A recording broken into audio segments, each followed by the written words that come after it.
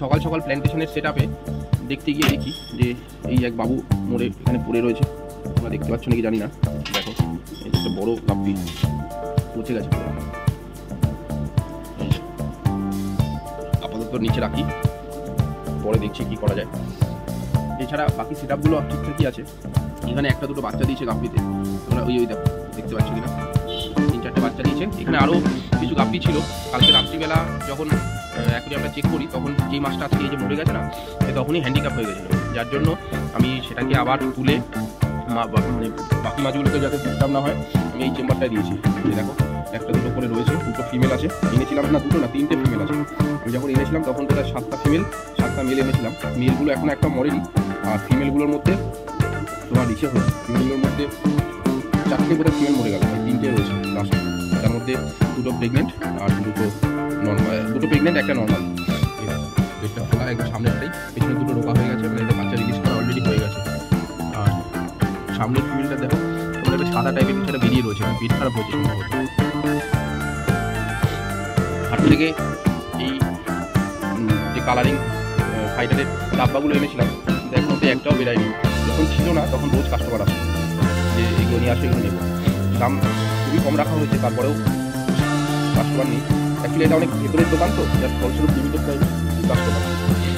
এখানে দেখো কিছু চানার বাচ্চা আনা হয়েছিল। চানা বলতে দেশি চানা, এগুলো ল্যাঠা অথবা শোল মাছের বাচ্চা। আমি টোটাল 20 টাকার এনেছিলাম, যা আমাকে মোটামুটি 50 টাকার উপরে দিয়েছিল। আমি তার মধ্যে মোটামুটি 3টে রেখে বাকি সবই দিয়ে দিয়েছি। সবই বলতে 3টে রেখে 10-15টা মরেছিল, বাকি একজন এসেছিলো, সবটাই তাকে দিয়ে দিয়েছি। আর লাস্টে 3টেই পড়ে আছে, 3টে একটু বড় হয়ে গেছিলো বলে 3টাকে রেখে দিয়েছি। কেমন হয় দেখি, কালারফুল হলে যত্ন করে রাখা যাবে। এটা দেখো, এটা একটা সুন্দরী মলি। এর আগেও এর ভিডিও দিয়েছি। মাছগুলো খুবই দেখতে সত্যি সুন্দরী মলির মতো। প্রত্যেকটা মাছই দেখো কালারফুল, তার মধ্যে 3-4টে তো সম্পূর্ণ লোডেড, একেবারে পেট ফুলা। আর মাছগুলো ঠান্ডার জন্য একটু কাতরাচ্ছে, যেই পরিমাণ ফ্রিলি ওই মাছটা মরে যেতে পারে। এটার কন্ডিশনটা খুবই সিরিয়াস হয়ে গেছে, দেখে বোঝা যাচ্ছে মরে যাওয়ার চান্স বেশি আছে। একটু অক্সিজেনটা বন্ধ হয়ে গেছে, ওখানে চালিয়ে দিই হালকা করে, এটা বেশি হয়ে গেছে, লিমিটেড চালাতে হবে।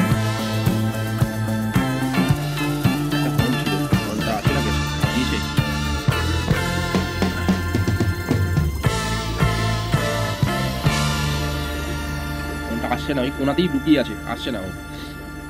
এখানে একটা থাইসিল খন, এটাও ঠিক আছে, মোটামুটি শরীরের কন্ডিশন এখন। খারাপের মধ্যে শুধুমাত্র গাপ্পিটাই, যেটা অনেকগুলোই মরে গেল। শিঙি মাছ কটা রয়েছে, ভালোভাবেই রয়েছে। কালকে খাবার দিয়ে গেছিলাম, রাত্রিবেলা পুরোটাই খাবার খেয়ে নিয়েছে। আর এই চেম্বারে একটা ফ্লাওয়ার হর্ন ছিল, কালকে রাত্রিবেলা এইখানে এটার পাশে রেখেছি। আর এখানে কিছু স্নেল ছিল, স্নেলগুলোর তো এতটা জায়গা লাগবে না হর্নটার জন্য। এই দেখো এত বড় একটা চেম্বার ব্লক করে রেখেছে। এই স্নেলটার চেম্বারে আমি হর্নটা রেখে এই স্নেল 4টেকে এই ছোটো চেম্বারে রেখে দিয়েছি, কেননা স্নেল অত পরিমাণ বিক্রি হয় না। আর বিক্রি হলেও মানে এইটুকুনি জায়গার জন্য যথেষ্ট। দেখো অ্যাকুয়ারিয়ামটা 24-12-8 ইঞ্চি হাইট। দামগুলো বেশি বেশি লিখে রাখি, যাতে দরদাম করে আমি কম দামেই পাই। বেচার সময় কমই বেচি, কিন্তু আপাতত বেশি বেশি লিখে রাখা।